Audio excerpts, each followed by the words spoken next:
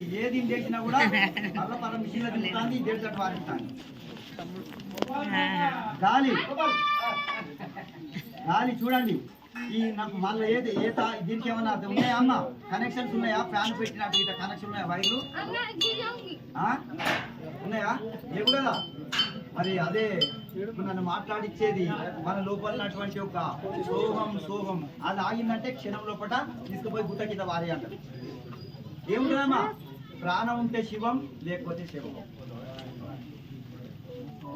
ఎన్ని కోట్లు సంపాదించని ఎన్ని బిల్డింగ్లు ఉండని ఎన్ని ఆస్తులు ఉండని నిమిషంలో కూడా గాలి వెళ్ళిపోతే ఆడు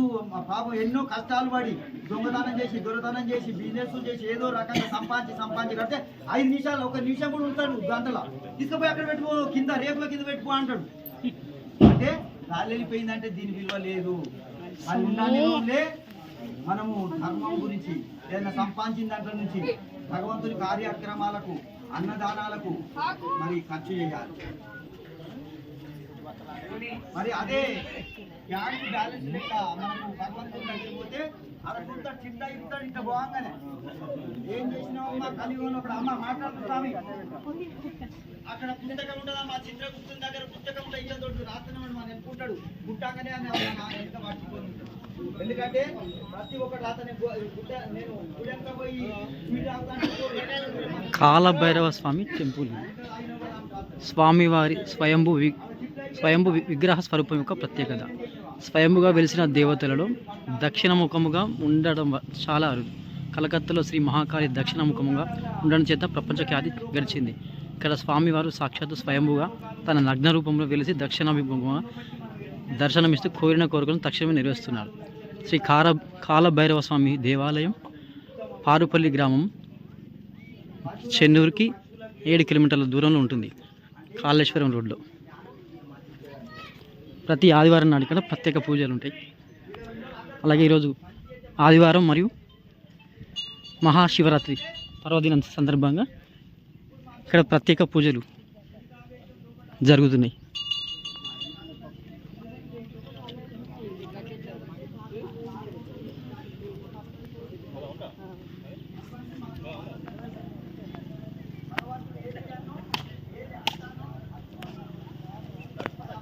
స్థల పురాణం పారుపల్లి భైరవకొండ రత్నాచల కొండపై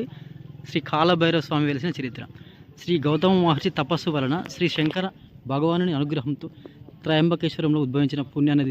నదీమ తల్లి అయిన గోదావరి గౌతముని ఎన్నో పర్వత శ్రేణుని మరియు అడవుల గుండా తన ప్రవాహంతో ఎన్నో రకాల ఔషధాలను తమలో ఇనుపడించుకొని మంచిర్యాల జిల్లా చెన్నూరు మండలంలోని పొక్కూరు గ్రామం నుండి ఉత్తరముగా ప్రవహించి చెన్నూరులో పంచక్రోశ ఉత్తరవాహిని నదిగా ప్రసిద్ధి చెంది ముందుకు సాగుచుండగా భైరవకొండపై తపస్సు ఆచరిస్తున్న ఋషులు మునులు శక్తిచే శ్రీ ఉమామహేశ్వరుడు ప్రత్యక్షమే తన ఏకాదశ రుద్రతావతారములలో ఒకరైన శ్రీ కాలభైరవ స్వామి మహాకాయునిగా తమ నగ్న రూపంలో వెలిసింపజేసి గోదావరి మాత ప్రవాహ దిశను మార్చినట్టు కాళేశ్వరంలో ప్రాణహిత నదితో సంగమేశ్వర ఏర్పడినట్టు చేసినారని శ్రీ కాలభైరవ స్వామిని స్వయముగా వెలిసినట్లు ఆశీర్వదించిన చరిత్ర శ్రీ స్కంద పురాణంలో ప్రమాణ సహితంగా ఉన్నది.